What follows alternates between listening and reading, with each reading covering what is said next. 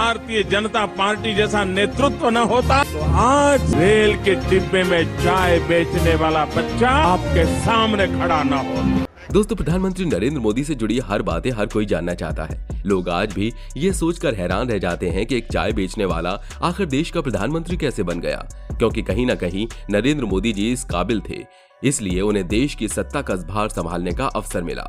और आज उनकी प्रसिद्धि इतनी है कि बड़े बड़े अभिनेता, अभिनेत्री और पॉलिटिशियन से पहले देश के प्रधानमंत्री नरेंद्र मोदी जी का जिक्र किया जाता है। उन्होंने अपनी लोकप्रियता के मामले में विश्व मंच पर बड़े नेताओं को भी पीछे छोड़ दिया है। लेकिन आज हम उनसे जुड़ी आपको कुछ ऐसी बातें बताएंगे जो शायद आप नहीं जानते, तो बने रहिए हमारे साथ वीडियो के अंत तक। दोस्तों, देश के प्रधानमंत्री नरेंद्र मोदी का जन्म 17 सितंबर 1950 को वडनगर में दामोदर दास मूलचंद्र मोदी और हीराबेन के घर में हुआ था। 5 भाई बहनों में नरेंद्र मोदी दूसरे बच्चे हैं। नरेंद्र मोदी के पिता की रेलवे स्टेशन पर चाय की दुकान थी। 1965 में भारत पाक युद्ध के दौरान उन्होंने स्टेशन से गुजरने वाले सैनिकों को चाय पिलाई। नरेंद्र मोदी बचपन में आम बच्चों से बिल्कुल अलग थे। नरेंद्र मोदी वडनगर के भगवताचार्य नारायणाचार्य स्कूल में पढ़ते थे। नरेंद्र मोदी स्कूल में एक साधारण छात्र थे। उन्हें बचपन में अभिनय का शौक था। गुजरात के 2500 साल पुराने वाडनगर नाम के एक छोटे से गांव में नरेंद्र मोदी का जन्म हुआ। भले ही ये गांव छोटा सा हो, लेकिन इसकी ऐतिहासिक पृष्ठभूमि रही है। 7वीं सदी में भारत के दौरे पर आई चीनी स्कॉलर हुआन सेंग ने भी वाडनगर और उनकी पृष्ठभूमि की तारीफ की। नरेंद्र मोदी के 6 भाई बहन थे, जिनमें वो तीसरे नंबर पर थे। घर की हालत सही नहीं थी और इसके लिए उनके पिता को वाडनगर रेलवे स्टेशन पर चाय तक बेचनी पड़ी। इसमें नरेंद्र मोदी भी मदद करते थे और ट्रेन में उन्होंने चाय बेची। जी हाँ, ये वही चाय का किस्सा है जिसके बारे में विदेशों तक खबर पहुंच चुकी है कि एक चाय वाला भारत का प्रधानमंत्री बन गया। विरोधी दलों के नेताओं तक ने मोदी का मजाक उड़ाया, लेकिन बाद में मोदी की सफलता के बाद चाय पर चर्चा तक शुरू हो गई।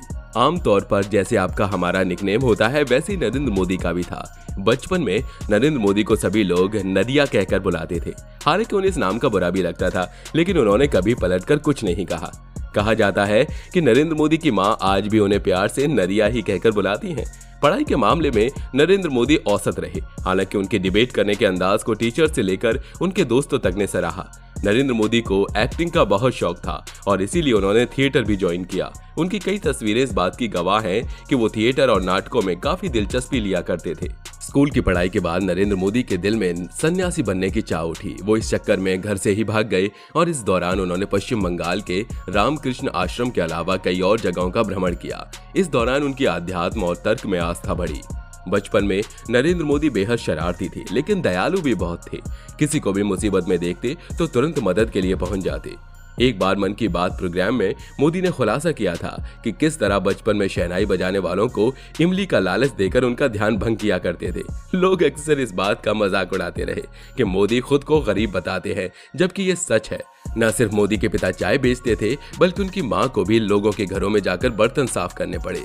बचपन में नरेंद्र मोदी की सगाई पड़ोस में रहने वाली जशोदाबेन से तय कर दी गई, लेकिन मोदी पर देश सेवा करने का फितूर था। वो घर की जिम्मेदारी में न बंध कर अपना देश सेवा का सपना पूरा करना चाहते थे। उन्होंने वो शादी ठुकरा दी और साथ ही घर भी छोड़ दिया। जशोदाबेन को आज तक इस बात का एतराज नहीं है कि नरेंद्र मोदी ने उनका साथ छोड़ा, बल्कि उन्हें गर्व है कि नरेंद्र मोदी ने देश सेवा के लिए अपनी शादी का त्याग किया। नरेंद्र मोदी बचपन में अभिनय, वाद विवाद, नाटकों में भाग लेते थे और स्कूल में पुरस्कार जीतते थे। एनसीसी में भी शामिल हुए। एक बार वो शर्मिष्ठा तालाब से एक मगरमच्छ के बच्चे को लेकर घर ले आए। मां के समझाने पर वे उसे तालाब में छोड़कर वापस आ गए। नरेंद्र मोदी बचपन में साधु और संतों से प्रभावित थे। वे बचपन से ही सन्यासी बनना चाहते थे। मोदी स्कूली पढ़ाई के बाद सन्यासी बनने के लिए घर से भाग गए। इस दौरान मोदी ने पश्चिम बंगाल के रामकृष्ण आश्रम समेत कई जगहों पर भ्रमण किया। नरेंद्र मोदी बचपन से ही आरएसएस से जुड़े रहे। 1958 में दिवाली के दिन गुजरात आरएसएस के पहले प्रांत प्रचारक लक्ष्मण राव इनामदार उर्फ वकील साहब ने नरेंद्र मोदी को बाल स्वयंसेवक की शपथ दिलाई। वो बहुत मेहनती था और आरएसएस के बड़े शिविरों के आयोजन में प्रबंधन कौशल दिखाता था। वो ट्रेनों में और बसों में आरएसएस नेताओं के संरक्षण के लिए जिम्मेदार थे। कई महीनों तक साधुओं के साथ हिमालय में रहे। जब वे 2 साल बाद हिमालय से लौटे तो उन्होंने सन्यासी जीवन को त्यागने का फैसला किया। मोदी ने हिमालय से लौटने के बाद अपने भाई के साथ अहमदाबाद में कई जगहों पर चाय की दुकानें भी लगाईं। उन्होंने हर मुश्किल को सहते हुए चाय बेची। 18 साल की उम्र में नरेंद्र मोदी की शादी उनकी मां ने बांसकटा जिले के राजोसाना गांव की निवासी जसोदाबेन से कर दी थी। नरेंद्र मोदी ने बाद में घर छोड़ दिया और संघ के प्रचारक बन गए। नरेंद्र मोदी अगर अहमदाबाद संघ मुख्यालय में रहते तो वहां सफाई, चाय बनाने और बुजुर्ग नेताओं के कपड़े धोने जैसे सभी छोटे छोटे काम करते। नरेंद्र मोदी कोई भी नया काम शुरू करने से पहले अपनी मां का आशीर्वाद लेते हैं। चुनाव में जीत के बाद उन्होंने मां के पास जाकर आशीर्वाद लिया। जब नरेंद्र मोदी प्रचारक थे तब उन्हें स्कूटर चलाना नहीं आता था। शक्कर सिंह बाघेला उन्हें अपनी स्कूटी पर सवार करते थे। नरेंद्र मोदी ने संघ में कुर्ता की बांह छोटी कर दी ताकि वो खराब ना हो, जो अब मोदी ब्रांड का कुर्ता बन गया है और पूरे देश में मशहूर है।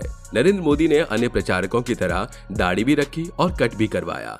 1975 में आपातकाल के दौरान उन्होंने सरदार का रूप धारण किया और 2.5 साल तक पुलिस को चकमा देते रहे। नरेंद्र मोदी ने अमेरिका में मैनेजमेंट और पब्लिक रिलेशन से जुड़ा 3 महीने का कोर्स किया।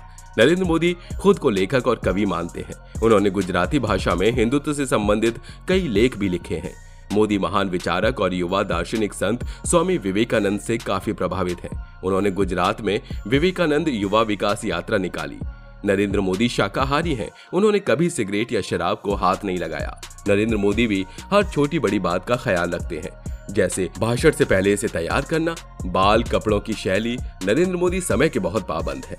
नरेंद्र मोदी सिर्फ 3.5 घंटे की नींद लेते हैं। वे सुबह 5:30 बजे उठते हैं। लाल कृष्ण आडवाणी नरेंद्र मोदी के राजनीतिक गुरु माने जाते हैं। 1990 के दशक में नरेंद्र मोदी ने आडवाणी की सोमनाथ से लेकर अयोध्या तक की रथ यात्रा में बड़ी भूमिका निभाई थी। नरेंद्र मोदी स्वभाव से आशावादी हैं।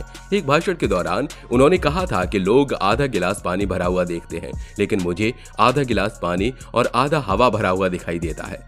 नरेंद्र मोदी ने गुजरात के मुख्यमंत्री रहते हुए कई देशों की यात्रा की, जिनमें चीन प्रमुख है। उन्होंने चीन के विकास को बहुत करीब से देखा। गुजरात के मुख्यमंत्री के रूप में उन्होंने वाइब्रेंट गुजरात शिखर सम्मेलन का आयोजन किया और निवेश के लिए देश विदेश के उद्योगपतियों को आकर्षित किया। पर्यटकों को आकर्षित करने के लिए उन्होंने बॉलीवुड के मेगा स्टार अमिताभ बच्चन को गुजरात का ब्रांड एम्बेसडर बनाया। अमिताभ बच्चन ने इसके लिए 1 पैसा भी नहीं लिया। नरेंद्र मोदी को पतंगबाजी का शौक है। राजनीति के आसमान की तरह अच्छे पतंगबाजों की बेड़ियों को भी पतंगबाजी में काटते हैं। वर्ष 2005 में गुजरात दंगों के दाग के कारण मोदी को अमेरिका द्वारा वीजा से वंचित कर दिया गया था। नरेंद्र मोदी सोशल मीडिया पर भी काफी एक्टिव रहते हैं। ट्विटर और फेसबुक पर उनके फॉलोअर्स की संख्या लाखों में है। 31 अगस्त 2012 को मोदी ने वेब कैमरा के जरिए जनता के सवालों का जवाब दिया। देश ही नहीं विदेश से भी सवाल पूछे गए। गुजरात में मुस्लिम कट्टरपंथी नरेंद्र मोदी के विरोधी थे। उनमें से एक थे जफर सरेशवाला, जो मुख्यमंत्री बनकर लंदन गए और उनके खिलाफ प्रचार किया। बाद में जब वो मोदी से मिले तो उनके करीबी हो गए। लोकसभा चुनाव 2014 में भी नरेंद्र मोदी ने सोशल मीडिया का खूब इस्तेमाल किया। उन्होंने सेंटर फॉर अकाउंटेबल गवर्नेंस नाम की एक प्रचार समिति बनाई, जिसके हाथ में पूरे अभियान की कमान थी। लोकसभा की कमान संभालने के बाद लोगों की मोदी में दिलचस्पी होने लगी और 2 महीने में ही उनकी 40 से ज्यादा आत्मकथाएं आ गईं। बॉलीवुड के कई बड़े सितारे मोदी के फैन हैं। नरेंद्र मोदी आज भी अपनी बहनों और भाइयों से अलग रहते हैं।